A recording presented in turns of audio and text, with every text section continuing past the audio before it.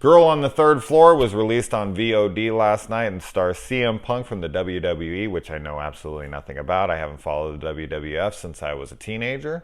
This is about a man who is trying to reinvent his life by moving to a new town, buying a house, and revamping it for his pregnant wife who is waiting back at their other home for him to finish it up.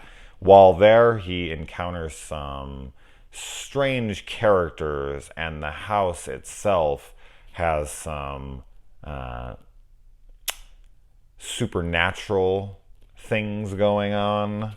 I try to be very vague with my synopsis because I'm somebody who can't stand knowing almost anything when I go into a movie because that gives expectations to a film. The first thing I want to say about this movie is that it didn't really work for me. I wasn't really a fan of this movie. There's a few reasons why. Number one, I think it's the CM Punk character. The character itself is very flawed. And what I mean by that is that he's a real person. The character that's written here is not some paint by numbers good guy.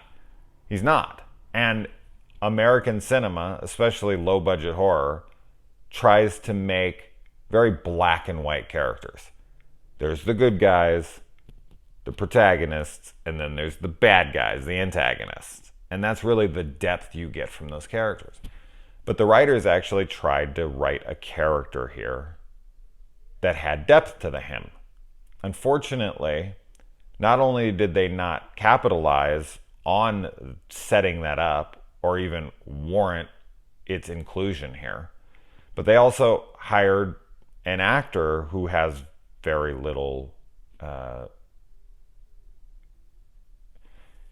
experience in film. And so he wasn't able to have that range to fully utilize this three-dimensional character that was being given to him. I feel like this is both the director, the writer, well, I should say the director, writer, and the actor's fault, kind of evenly. Because I don't feel like he unfortunately had the range to pull off a character with more depth to him. I found his performance to be extremely one note. This is a guy with a troubled past. This is a guy who supposedly wants to be doing good, but makes just poor decision after poor decision.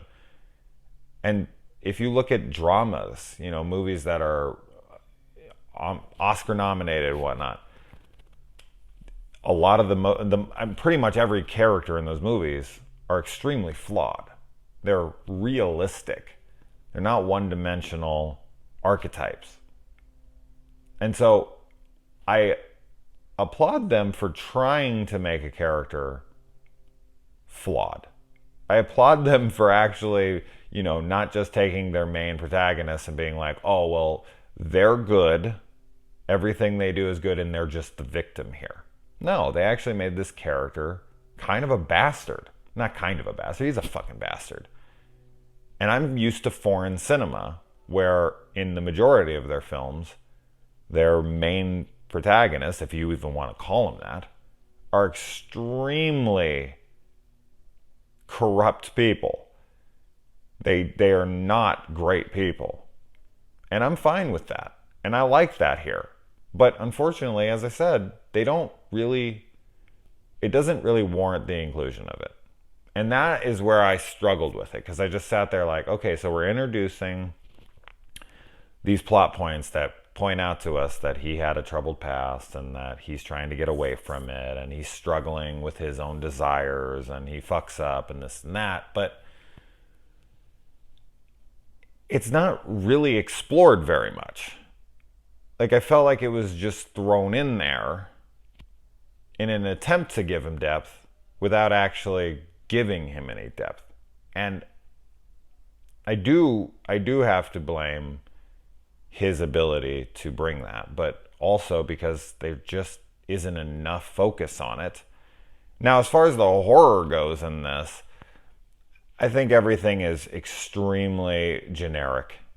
I didn't find anything from the horror side of this movie to be original or inspired in any way.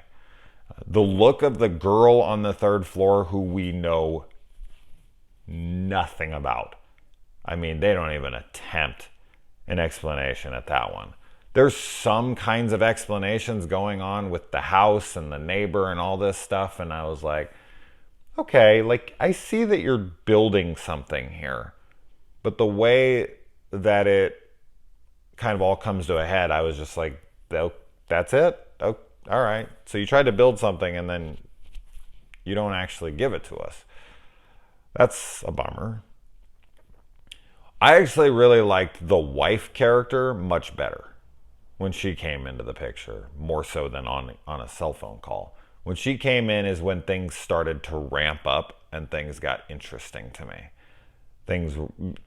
I think that a good reason of why is because that's when things really started to happen. And I'm not that person who's like, oh my God, nothing's happening.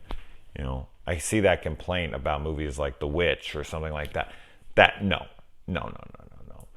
As long as you're building great atmosphere and you have great characters, then nothing technically has to happen for something to be entertaining or keeping my interest.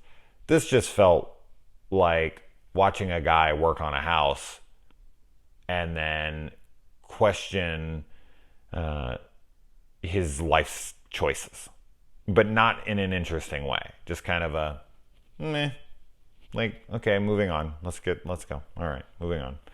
So I just found myself bored. But yeah, I mean, there's one kill scene that was pretty cool. And